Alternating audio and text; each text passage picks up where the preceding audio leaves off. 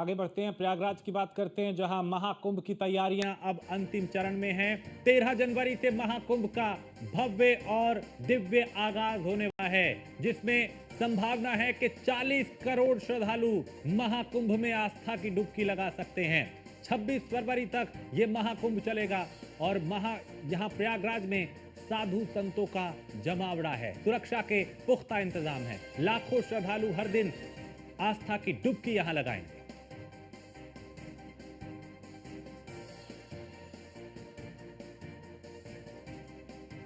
सुरक्षा के भी पुख्ता इंतजाम है। तैयारियां अब लगभग पूरी, क्योंकि अब 2 दिन बचे हैं जब इस दिव्य और भव्य महाकुंभ का आगाज होगा। और उससे पहले मुख्यमंत्री ने पूरी नजर यहां पे बना के रखी। खुद उन्होंने तैयारियों का जायजा लिया।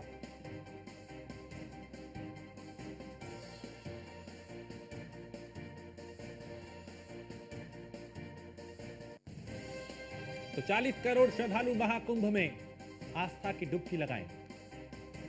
26 फरवरी तक महाकुंभ का यह भव्य और दिव्य आयोजन चलेगा, जिसमें साधु संत श्रद्धालु रोजाना यहां लाखों की संख्या में आस्था की डुबकी लगाएंगे, स्नान करेंगे और इस महाकुंभ को दिव्य और भव्य बनाने के लिए योगी सरकार ने पूरी मेहनत की, ताकि सफलतापूर्वक इस महा आयोजन का, महाकुंभ का जो आयोजन है वो सफलतापूर्वक हो पाए।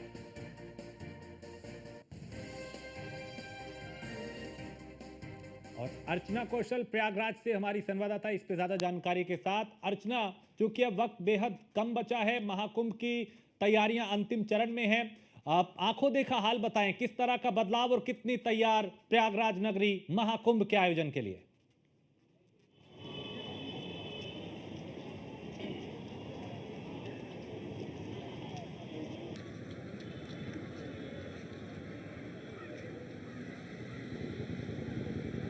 बिल्कुल राजेश, देखिए अगर महाकुंभ की बात करें और आपने क्योंकि तैयारियों के बारे में पूछा है, तो यहाँ पर लगातार जब हम लोगों से बातचीत कर रहे हैं तो बड़े संतुष्ट यहाँ पर तैयारियों से लोग नजर आ रहे हैं। हमने चाहे यहाँ पर पहुंचे हुए श्रद्धालुओं की बात हो और यहाँ अखाड़े में पहुंचे हुए तमाम महंत साधु संतों की बात हो, सभी तैयारियों को लेकर बेहद संतुष्ट नजर आ रहे हैं।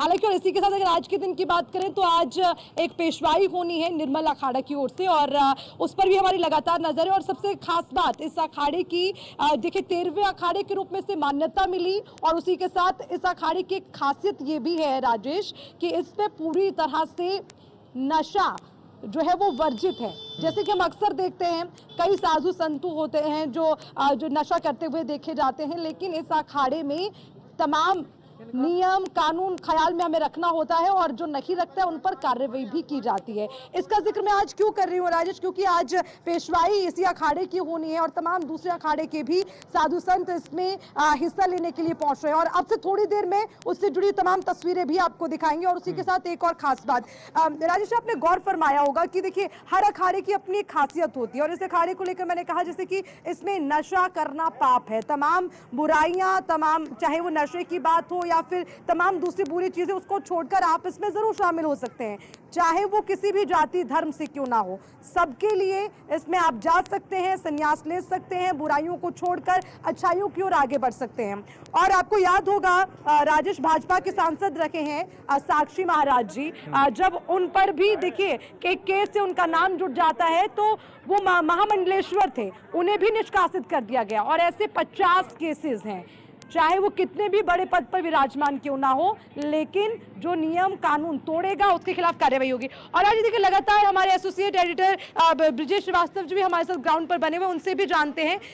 ब्रिजेश, देखिए सबसे पहले महाकुंभ की तैयारियां और उसके साथ निर्मल अखाड़े की पेशवाई भी आज है, और ये बाकी अखाड़ों से अलग इसे माना जाता है क्योंकि इसमें जो नशा है वो पाप माना जाता है। और क्या इसकी मान्यताएं और खासियत? देखिए अर्चना, सबसे बड़ी बात यह है, सवाल कुंभ की तैयारियों को लेकर बल्कि होना नहीं चाहिए, क्योंकि जो आस्था का महापर्व है वहां पर जो श्रद्धालु आते हैं वो स्वतः स्फूर्त तरीके से आते हैं, अपने जो है आध्यात्मिक स्वरूप में आते हैं, और उनको तो सिर्फ एक चीज समझ में आती है कि किसी भी तरीके से कैसे भी करके आप जो है केवल एक डुबकी गंगा मैया में लगा लें। क्योंकि अगर आप पुराणों से लेकर आदिकाल से आज तक अगर कुंभ के महात्म को समझिए, कुंभ के महत्व को समझिए, तो आपको लगेगा वो अपने आप में अद्भुत है।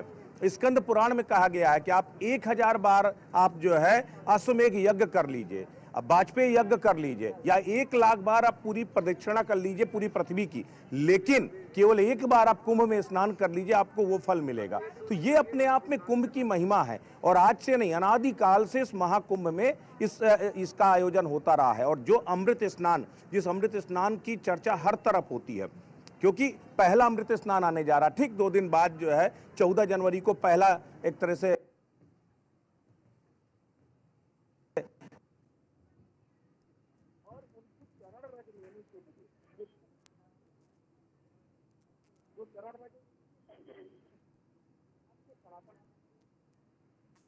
बिल्कुल। अर्चना, चूंकि आवाज पहुंचने में थोड़ी सी दिक्कत शायद नेटवर्क की वजह से हो रही है, लेकिन ब्रिजेश बता रहे थे कि किस तरह से वहां पे इस महाकुंभ का महत्व क्या है, खासियत क्या है, और क्या कुछ इस बार खास रहने वाला है। तो चूंकि तैयारियां इसलिए भी अहम हो जाती हैं कि भाई चाहे स्वच्छता की बात हो, सुरक्षा की बात हो, स्वास्थ्य की बात हो, उसको लेकर किस तरह के प्रशासन किस तरह का तैयार है, शासन किस तरह से तैयार है। को जो सामाजिक एक रूपता दिखाई देगी वो कहीं नहीं दिखाई देगी। तो यही इस महाकुंभ की अपना महत्व है, और यही इसीलिए लोग आते, उन्हें कोई फर्क नहीं पड़ता। जी बिल्कुल। आस्था, और जिस तरह से आस्था का ये महापर्व है, अगर सुरक्षा की दृष्टि से देखें तो कितनी तैयारियां हैं। इसके अलावा अगर बात अर्चना इसकी भी की जाए कि लोग जो यहां पहुंच रहे हैं अब धीरे धीरे, वो कितने उत्साहित हैं, प्रयागराज कितना बदला है इस महाकुंभ के चलते। से भी जो है गाड़ियां निकल रही हैं, सबको बिना पास के एंट्री नहीं है, और लगातार एक एक करके जी हाँ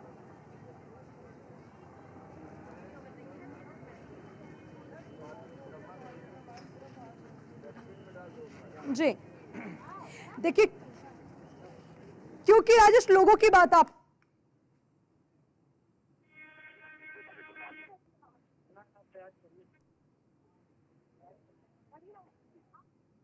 हाँ कुंभ में शामिल हो।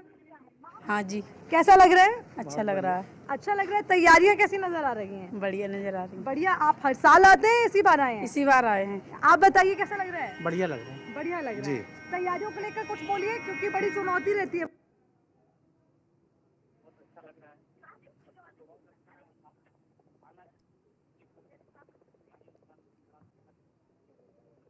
तैयारियों पर बोलिए, क्योंकि देखिए करोड़ों की संख्या में लोग यहाँ पहुँचते हैं, तो तैयारियां बड़ी चुनौती रहती है। तैयारी बहुत बढ़िया है। बहुत बढ़िया है। बहुत बढ़िया। आप बताइए कैसा लग रहा है? बहुत अच्छा लग रहा है। हम तो किशनगंज बिहार से हैं। जी। यहाँ माहौल बहुत अच्छा।